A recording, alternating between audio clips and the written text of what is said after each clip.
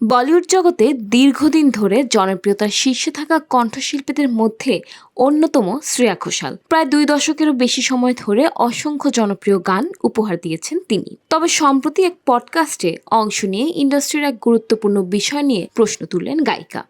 তার মতে বলিউডের জনপ্রিয় গানগুলোর তালিকায় নারী শিল্পীদের কণ্ঠে গাওয়া গানের সংখ্যা তুলনামূলকভাবে কম।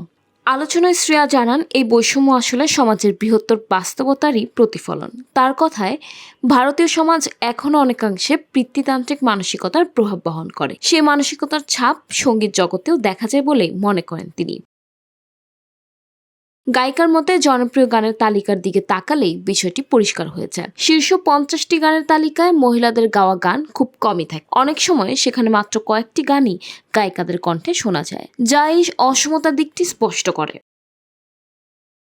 তবে অতীতে পরিস্থিতি এমন ছিল না বলেই মনে করিয়ে দেন শ্রেয়া। তিনি বলেন, এক সময় ভারতীয় সঙ্গীতে গায়িকাদের প্রভাব ছিল অনেক বেশি। উদাহরণ হিসেবে তিনি উল্লেখ করেন কিংবদন্তি শিল্পী লতা মঙ্গেশকর ও আশা ভোসলের নাম। তাদের সময় নারী কণ্ঠশিল্পীরা শুধু জনপ্রিয় ছিলেন না, অনেক ক্ষেত্রে পুরুষ শিল্পীদের থেকেও বেশি সংখ্যায় গান গেয়েছেন এবং সঙ্গীত জগৎকে গভীরভাবে প্রভাবিত করেছেন। শ্রেয়ার মতে গত প্রায় 1 দশক ধরে এই বৈষম্য স্পষ্টভাবে চোখে পড়ছে। তবে তিনি আশাবাদী যে সময়ের সঙ্গে সঙ্গে এই পরিস্থিতি বদলাবে এবং ভবিষ্যতে আরও নারী সঙ্গীত শিল্পীরা সমানভাবে সঙ্গীত জগতে নিজেদের উপস্থিতি তৈরি করতে পারবেন।